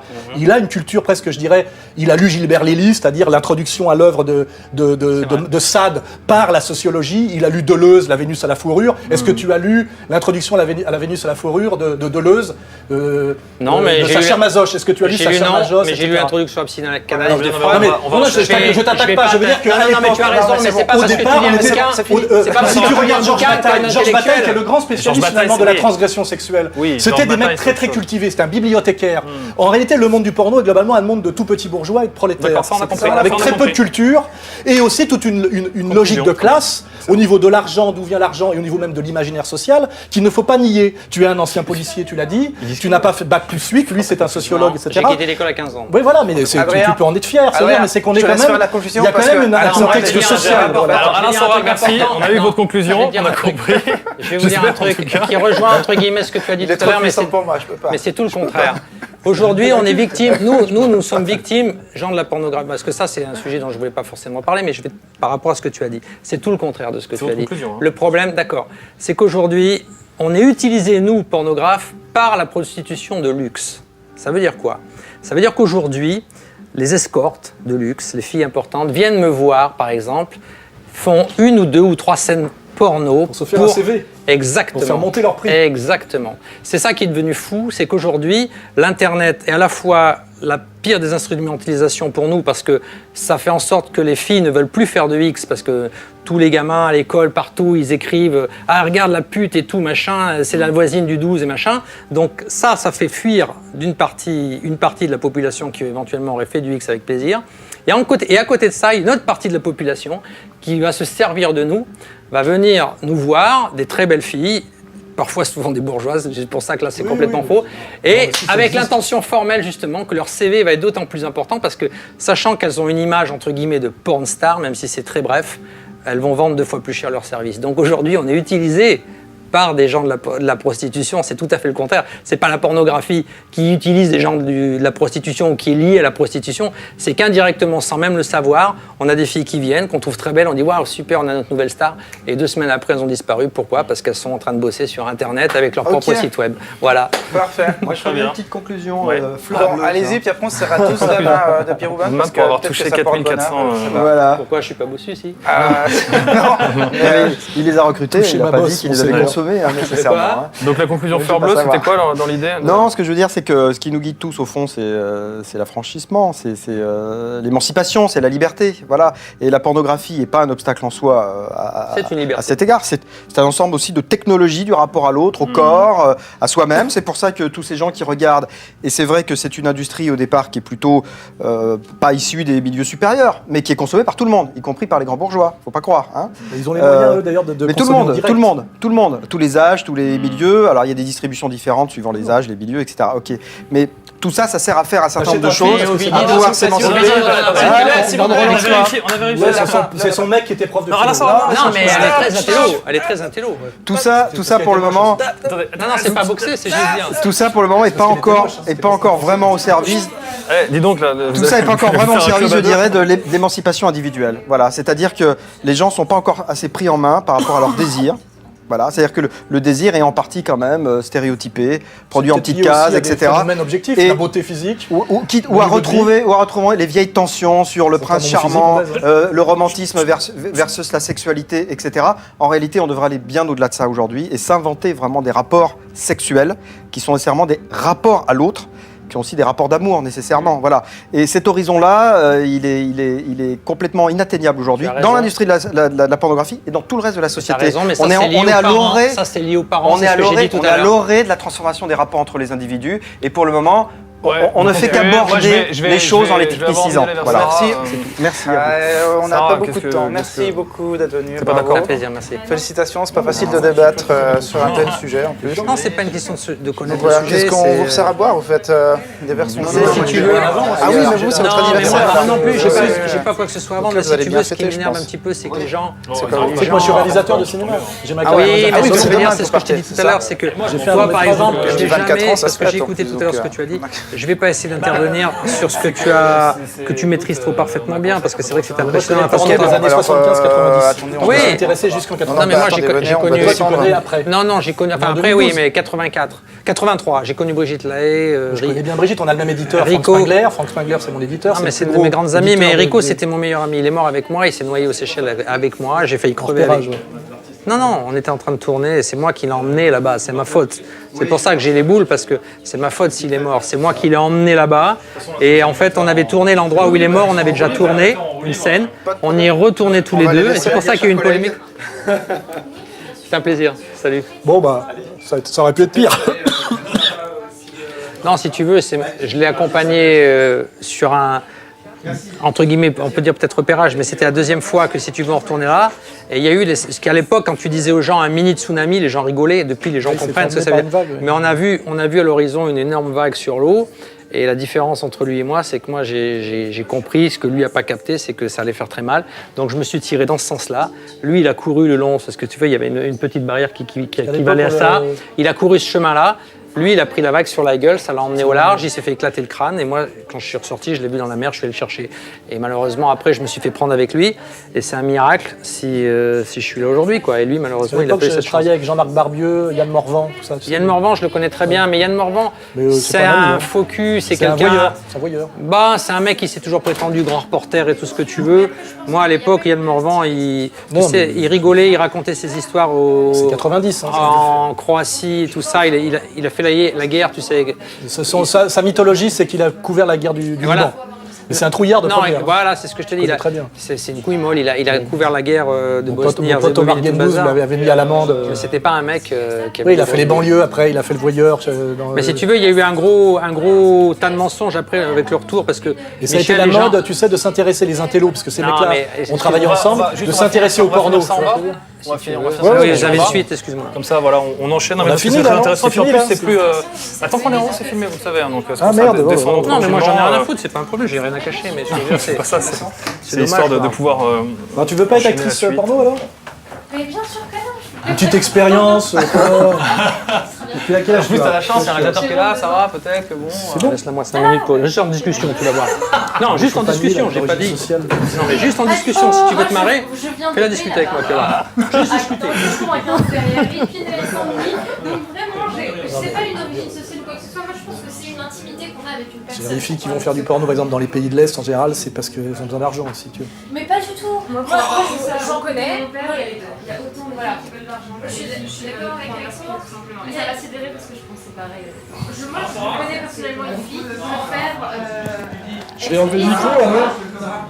Elle fait Score Girl que rester en Estonie avec ses parents qui lui trouvent un mari. Ah oui, mais tout pourquoi? simplement. Parce que c'est des pays qui se sont effondrés socialement, excuse-moi.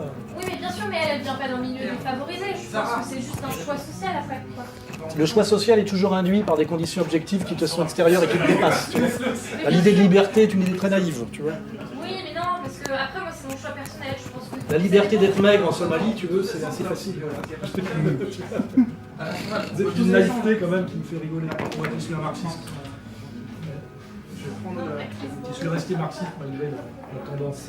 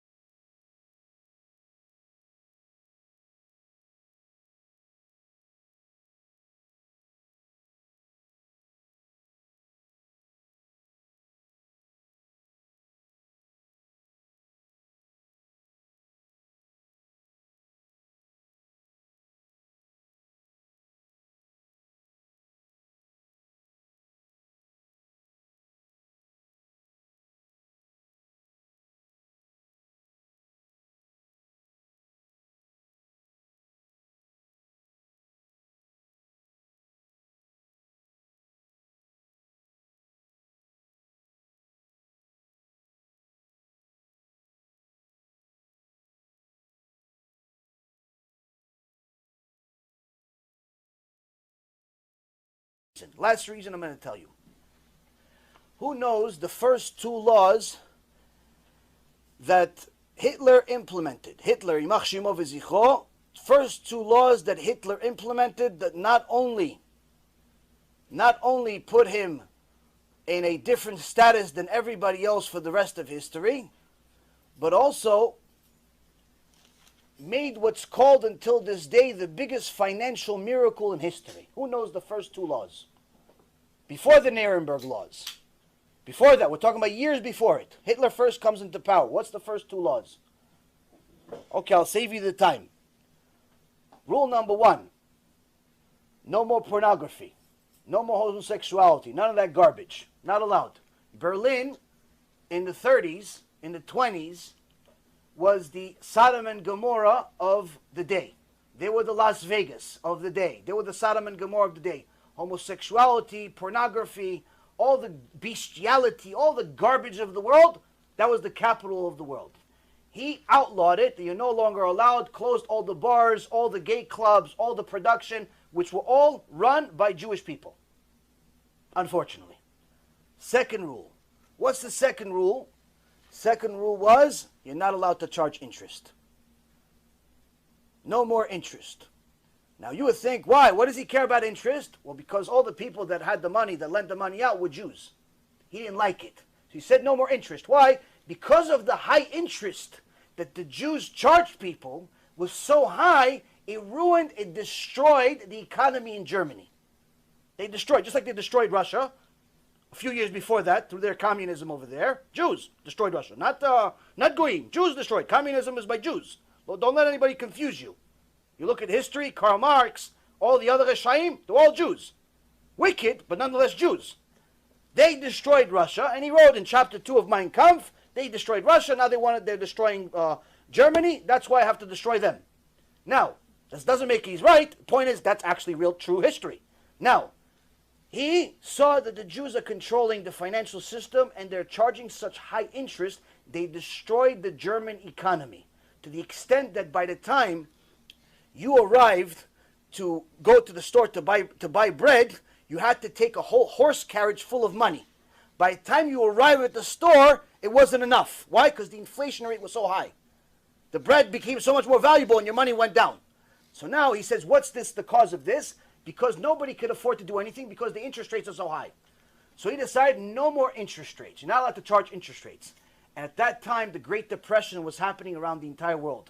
Everyone was in a financial collapse. America was a financial collapse. England was a financial collapse. Everybody else was collapsing. Germany collapsed worse than everybody else. But after he passed this law of no more interest, within 6 years, Germany became the leading, wealthiest economy in the world.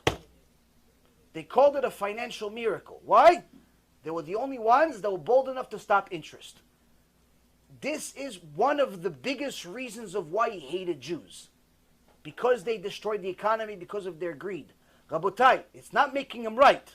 Don't let this confuse you. But this is happening again. The cash advance business right now is destroying the economy in America. Why? Because all of the people that are defaulting, all of the people that are being stolen from, guess who they are? Small businesses. Small businesses are what build economies, not big businesses. Coca-Cola, Apple, Google, Amazon, all those big companies, they're good for business, but they're not the economy. What makes an economy, what makes an economy prosper, is when there's small businesses starting and small businesses flourishing, because they are the ones that actually hire the most amount of people. If you have small business grow, your economy grows. You have small business decline, your economy declines. I was in the financial business for 20 years. This is one thing you can't challenge. Now, when you have an industry that their number one objective, directly or indirectly, is to destroy small businesses, guess what? This is happening again. And you'll see, if nobody listens to me, nobody listens to the Torah, nobody listens to history, and everybody ignores it, this is going to be a huge blow-up to the extent where you can see how Edom, just like the Torah says, Edom is going to come back again, Edom becomes America. Edom becomes America. Why? Because America is Edom, after all. But you'll see what happens. And you'll see that all of a sudden the 6 million Jews that are in America, that feel comfortable, that are sometimes in government, that are sometimes in politics, that are running big businesses, and so on and so forth, guess what? Same exact thing happened in Germany. We were in politics, we were in business, we were prospering, we were great. In Germany, same exact thing. In Greece, same thing. In Rome, same thing. In Egypt, same thing. But guess what? We get greedy, we get sinful, we become Reshaim. What happens? Hashem says, oh, you want to be Reshaim? I'll punish you. With what? With the same goy that you wanted to become like. And this, Rabotai, is what's happening under our noses. And unfortunately, this, I don't know whether the Gdolim that we have in this world today are unaware or nonchalant. I'm not really sure. All I can tell you is, I've had in my career 5 times, 5, maybe 6 times, where I had a aha moment. Meaning, I saw something, to me was clear as day. I knew this deal was going to work out. I saw a stock, it was $4. I said, this is worth 32. How long? 2, 3, 4 years. It's going to be 32. Sometimes happen faster, sometimes longer. 5 times in my career, certain things like that happened to me, Baruch Hashem. This, for sure, is an aha moment. Unless the government actually, by Chazdei Hashem, by mercy of Hashem, interferes with that industry and completely ruins it, we will see a Holocaust starting from this business. So let me explain to you. I'm an honest person, so I don't beat around the bush. I'm going to tell you things as they are. I was on Wall Street for 16 years. I had my own firm. I know a little bit more about the financial business than any rabbi in the world. Why? I was on Wall Street. Before I was a rabbi, I was on Wall Street. I had a firm, I had a brokerage firm, I had a hedge fund, I had an insurance company. Baruch Hashem, I was an executive. I was on CNBC, I was on Bloomberg. I was somebody. I wasn't like some guy that worked at Merrill Lynch, made $100,000 a year. You did an $85,000 deal where you lent somebody $85,000. I made $1.6 million for myself in one day. So there's a little bit of experience that came with it to get to that point. Now, so what I'm trying to explain to you is that it's not a matter of what's the deal, what's the profit, what's the commission, what's the company, what's the industry. It's a matter of what's right, what's wrong, what's allowed, what's not allowed. Now, a Jew, first and foremost, is never allowed to lend another Jew money with interest. Now, the exception is if the Jew that's borrowing the money is a Mechalel Shabbat, you're allowed to charge him interest, but they still do not recommend it, because if that Jew does tshuva, you have to pay him back all the interest. But needless to say, you're not allowed to lend the average Jew that keeps Shabbat money and charge him interest. That's rule number 1. So that means that any Jew that you deal with, even if you don't know he's a Jew, which most likely you'll run into, because sometimes John Cohen is a Jew, John Cohen is not a Jew. So you're not really going to know. It's not on the application to say, Mr. John, are you a Jew or not? You're not allowed because he'll put you in jail. So you don't know if he's a Jew or not. So that means that every day you have a 50-50 chance of losing Olam Haba. Every day. Who wants to be in such a business? That's number 1. Number 2, even if you only deal with Goyim, you're still not allowed to do something called usury. Usury is overcharging and lending money in such a way, or doing business in such a way where it hurts the public.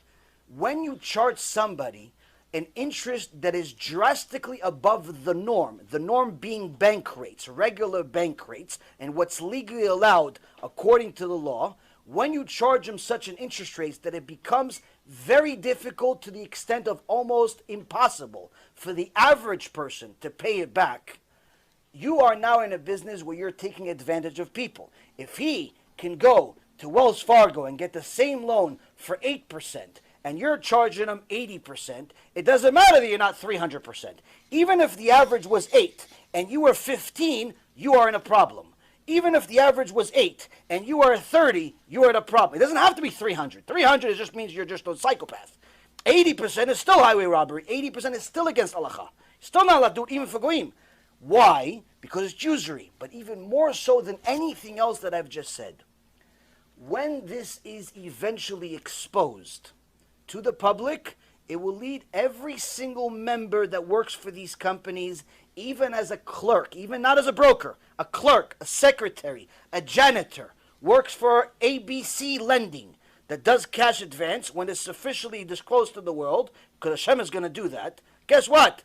Chilul Hashem. And any single person that's involved in Chilul Hashem, the Reshit Chochmah says what the Gemara in Masechet Rosh Hashanah, page 17a says, he goes to Gehenom and he doesn't leave. Ever. Even after Mashiach. So why would anybody want to associate with even 1% of anything I just said? The lending, the taking advantage, the chilul Hashem, the usury, the unethical, even the rabbi that you said that, you really shouldn't do it, but you can. What kind of rabbi is that? It's a puppet. You have to find yourself a real rabbi that's going to tell you, not allowed. No, not recommended. Not allowed. Not allowed. That's what it is. Not allowed. You have to quit tomorrow. Go, how about this? Do yourself a favor. Go on Bloomberg. Go on Google, go on Bloomberg. You look at cash advance business. It's a 5-part article explaining the entire industry for you. Everything I just said with a little bit of sugar on it. Everything I just said without the Torah part. I'll tell you exactly about all the criminals that are in the business. Unfortunately, one thing that I know personally, that the article doesn't know as much, is that predominantly the people that are in this business are guys that used to be in the brokerage business that went to jail, criminals, thieves, psychopaths, mafia, but predominantly it's Orthodox Jews. Predominantly it's Orthodox Jews funding it, selling it, and you have even yeshiva kids that have no skills whatsoever going into that business and starting to make $10,000, $20,000 a month without even knowing what to do. Why? This is much worse than the boiler room days of the stock market business was 30 years ago. Because back then, 30 years ago, when there were unethical brokers in the world, you still had to have selling skills. Why? Because at the end of the day, the guy is giving you money, and you're giving him a dream. Here, you're the one giving him the money. There's no selling. You don't have to do anything. Why? He's the one calling you, asking you, please lend me money. He doesn't know that he's signing a death sentence. He doesn't know that he's about to lose everything he has if you're crooked, if you wink the wrong way, if you have a bad memory, if your alarm doesn't go off. He doesn't know any of that stuff. He thinks, no, you're Joe, my friend. Joe calls me every Tuesday until we close the deal. Guess what? Joe's no longer in a deal after you sign. The broker is no longer in a deal. You call him after the COJ is being implemented. Joe doesn't pick up the phone. Why? Joe's not in control. He's just a broker. He got paid his commission. Rabotai, if you are in this business, if you know somebody in this business, and you don't hate them, and you don't hate yourself, you have to send them what I just said, and you have to get them out of that business no matter what you have to do. If you love Jews, you have to let people know this is going to bring an ason to Am Yisrael. It's going to bring a disaster to Am Yisrael. It's going to bring a disaster no different than the Holocaust.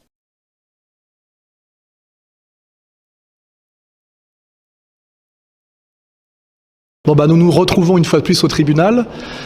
Sachez pour ceux qui me regardent et qui m'écoutent que j'y suis aujourd'hui, mais que j'y étais aussi hier et avant-hier.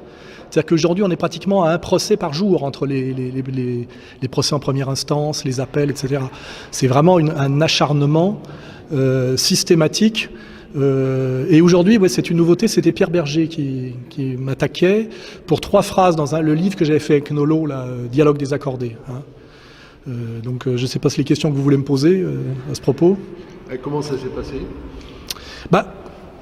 Pour moi, ça s'est très bien passé, parce qu'en réalité, je veux dire, la médiocrité dialectique et logique des juges est affligeante. J'arrive pas à savoir s'ils sont coincés et donc de mauvaise foi parce qu'ils sont coincés, ou qu'ils ne maîtrisent plus du tout la logique, et que comme la justice est une casuistique, ils sont tombés de la casuistique au paralogisme et au sophisme systématique. Parce que vraiment, ils ont des problèmes de logique simple, de logique pure. Et moi, je suis vraiment un très très bon logicien. Donc à des moments, je suis obligé je suis consterné, je suis obligé de les reprendre, comme un professeur reprendrait des mauvais élèves, ce qui est affligeant. Alors, il a été beaucoup question, c'est bizarre dans un procès comme ça, de la montée du Front National. En fait, c'était le sujet du livre au départ qui est attaqué. Alors, Pierre Berger attaque le livre sur 3 phrases où je parle de lui de façon incidente sur le commerce des enfants qui tend à se légaliser avec la PMA, et notamment sur son côté militant, par ses phrases publiques, sur le fait qu'on doit pouvoir tout vendre et tout acheter. Lui pense plutôt à acheter parce qu'il a de l'argent, et les bras des travailleurs, mais aussi les enfants des femmes pauvres. Et je posais la question dans le livre, quand un vieux riche veut acheter l'enfant d'une femme pauvre, qu'est-ce qu'il compte en faire ? Et j'estime que cette question est légitime, parce que quand c'est une femme stérile, ou un couple stérile, on se dit, ils peuvent pas avoir d'enfants, ils veulent acheter un enfant pour en avoir un. Mais quand c'est un vieil homosexuel de 80 ans milliardaire, qui se bat pour que donc lui aussi, puisse acheter des enfants de pauvres, la question est légitime, d'autant plus, effectivement, qu'il y a une traînée de soufre derrière l'histoire de Pierre Berger, à travers la Villa Majorelle, l'affaire du pasteur Doucet, la vilaine Lulu, etc. Donc, moi, j'étais sur un propos général, qui était le Front National monte parce que la gauche sociale qui défendait avant le monde du travail et les acquis sociaux est devenue une gauche sociétale qui ne défend que la transgression morale au nom de la liberté post-68arde et dont Monsieur Pierre Berger est un des acteurs majeurs. Et c'est à cause de la trahison de la gauche par des gens comme Pierre Berger qui se prétend de gauche qu'aujourd'hui le peuple français vote Front National massivement puisqu'aujourd'hui c'est le premier parti de France. Donc il y avait vraiment une argumentation qui chez moi partait de très haut et qui de façon incidente parlait de Pierre Berger sur ses déclarations publiques et aussi peut-être de savoir ce qu'il y avait derrière quant à la vie privée de Pierre Berger. Mais ce n'était pas mon sujet. Mais par contre, lui m'a envoyé au tribunal pour faire interdire le livre et demander à mon éditeur 328 000 € de dommages et intérêts. C'est-à-dire essayer de tuer la seule maison d'édition qui m'édite, puisque je crois que j'ai édité mes 7 derniers livres aux éditions Blanches. Donc on voit vraiment que c'est la continuation de la persécution qui s'exerce sur moi pour me faire taire, non pas sur des arguments de fond, mais pour me faire taire purement et simplement, en me faisant condamner chaque fois que j'ouvre la bouche, comme le fait monsieur Aziza, qui m'intente 3 procès de suite, où j'ai été condamné hier, il faut le savoir, pour des commentaires qui ne sont pas de moi, sur un article qui n'est pas de moi, sur le site Égalité et Réconciliation, dont, au moment des faits, je ne suis pas le directeur de la publication. Mais je suis condamné à 11 000 € d'amende parce que j'ai donné les moyens à des gens d'ironiser sur ce petit monsieur Aziza. Et il m'a intenté 1 procès, 2 procès, 3 procès. C'est-à-dire que je suis face à un harcèlement systématique de 2 puissances qui sont coordonnées, la communauté juive organisée, au nom de la défense d'Israël et du droit finalement, du droit des peuples puissants sur ce qui se pense être des peuples inférieurs, on est sur la même question, et puis monsieur Pierre Berger qui est le droit des riches sur les pauvres. Les 2 sujets se rejoignent, ils sont bras dessus bras dessous, et c'est un combat à mort contre moi qui instrumentalise à travers le parquet la justice pour me détruire parce qu'ils sont incapables de me porter la contradiction comme vous pouvez le savoir dans les médias. Ils n'ont pas réussi à me faire taire par la violence physique malgré 4 agressions en commando. Et ils n'ont pas réussi à me détruire par la diffamation systématique dans les médias. Il se trouve que je vends des livres et que ma dernière vidéo de commentaires sur les événements du vendredi 13 est à 600 000 vues aujourd'hui sur YouTube. Donc maintenant leur but c'est de me ruiner totalement, de me mettre en prison et je pense que leur but c'est de me pousser à quitter le territoire, c'est-à-dire à ce que je quitte la France et que j'arrête à mener mon combat pour la France. Voilà, voilà la situation. Il y avait dans la plaidoirie de Maître Viguier un passage particulièrement intéressant, c'est qu'il faisait le parallèle entre la situation des pays tels que la Syrie et l'Ukraine, où les gens sont dans des camps, où les enfants meurent dans des camps, et la situation en France où finalement la gauche s'occupe de son cul et de exactement, de son oui, argent. Oui, c'est parce que en fait, moi je suis sur un débat qui est un débat de fond et de haute altitude morale et intellectuelle et politique, et on essaye de me détruire sur des arguties et des trucs fallacieux, genre je me serais moqué de monsieur Aziza en raison de son origine raciale ou confessionnelle, alors qu'il n'y a pas besoin de ça pour voir que ce type est ridicule, agressif, méchant, et que c'est un militant sioniste inconditionnel et qui ne fait pas du journalisme, vous voyez. Mais malheureusement, ce qui est très triste, c'est que depuis notamment, bon, il faut pas rêver, mais depuis l'ère Taubira, c'est encore plus marqué. Aujourd'hui, l'institution judiciaire, via la soumission du parquet au pouvoir politique, est systématiquement utilisée par le pouvoir politique en place. Et là, ce n'est pas de la fabulation, puisque Manuel Valls, Premier ministre en exercice, m'a déclaré publiquement la guerre à plusieurs reprises. C'est-à-dire qu'il s'occupe du cas d'Alain Soral comme du cas de Dieudonné. Et donc aujourd'hui, l'institution judiciaire a été mise à contribution systématiquement pour me massacrer. Voilà. Et aujourd'hui, vous avez assisté à une de ces tentatives de massacre. Cette fois, c'était pas la communauté juive organisée, c'était le lobby homosexuel militant. Ils travaillent la main dans la main. Il suffit de voir les photos où on voit Pierre Berger, Bernard-Henri Lévy, bras dessus, bras dessous. Ils essayaient encore de faire confirmer une condamnation qui se monte si on met toutes les sommes bout à bout, à 350 000 € environ, hein, pour moi et mon éditeur. Donc c'est une menace de mort faite à mon éditeur. C'est bien, ça le menaçait de mort, hein, ouvertement, parce qu'une condamnation de 328 000 € pour un éditeur, c'est la mort, et puis surtout, c'est le dernier livre qui m'éditera, vous voyez. Et puis moi, c'est une fois de plus une condamnation qui, quand on met tout bout à bout, se monte en première instance à 18 000 €. Et comme en appel, j'étais obligé d'aggraver ma position, puisque en première instance, j'avais dit simplement que je n'avais pas diffamé Pierre Berger et que je ne le traitais pas de pédophile. Et comme j'ai été condamné pour diffamation, j'ai dit ce n'est pas une diffamation parce que la question que je pose est de bonne foi et elle est légitime. Hein. Donc je dis bien, je ne traite pas Pierre Berger de pédophile, mais j'estime légitime de lui poser la question. Hein. Qu'est-ce qu'il pense de la question ? Et aussi, on peut s'intéresser effectivement à des choses qui se sont passées où son nom revient régulièrement. Hein. Ça va jusqu'à des articles de VSD sur la Villa Majorelle, ce qui se pratiquerait à la Villa Majorelle au Maroc. Et quand j'ai dit d'ailleurs au tribunal en plaisantant un peu, je ne me permettrai pas de traiter Pierre Berger de pédophile, d'autres sont morts pour ça. Je rappelle que l'affaire du pasteur Doucet, ça serait intéressant qu'on y revienne. C'était un prêtre défroqué de protestant, je crois, hein, un pasteur, qui organisait des parties fines pédophiles et il aurait fait chanter un certain homme puissant, ami de Frédéric Mitterrand, homosexuel richissime dans la mode. Ce richissime homosexuel puissant aurait demandé à François Mitterrand, président de la République à l'époque, de le débarrasser de ce problème. Les ordres auraient peut-être été mal compris, mais le pasteur Doucet a été ramassé chez lui par un inspecteur dont on a le nom et la date et l'heure, et on ne l'aurait plus jamais revu, mais on aurait trouvé son cadavre dans la forêt quelques temps après. Voilà. C'est l'affaire du pasteur Doucet, qui a valu un certain nombre d'articles écrits à l'époque par Jean Edernalier dans l'Idiot International, qui a valu une enquête de fond de Jean-Paul Cruz, journaliste connu, ancien délégué CGT du journal Libération, et qui a valu aussi des déclarations du capitaine Baril, qui n'est pas n'importe qui, puisqu'il s'occupait de la sécurité élyséenne sous Mitterrand, et qui a un mot un peu couvert pour se protéger, mais quand même assez découvert pour ceux qui connaissent le dossier, a bien rappelé qu'il y avait un lien entre la mort du pasteur Doucet et la supposée pédophilie de monsieur Pierre Berger. Voilà. On peut finir là-dessus. Malheureusement, ce n'était pas le sujet qui m'intéressait le plus profondément, parce que, je vous dis, mon sujet, c'était dans ce monde du libéralisme étendu, exacerbé, où aujourd'hui tout est à vendre, y compris les enfants des femmes pauvres aux riches prédateurs, c'était ça le sujet. Mais effectivement, j'ai été obligé d'en arriver en appel, ayant été condamné en première instance, à essayer de démontrer que de poser la question de la question pédophile à Pierre Berger et de la pédophilie à Pierre Berger n'était pas une diffamation, mais une question de bonne foi. Voilà. On peut finir là-dessus ? Oui.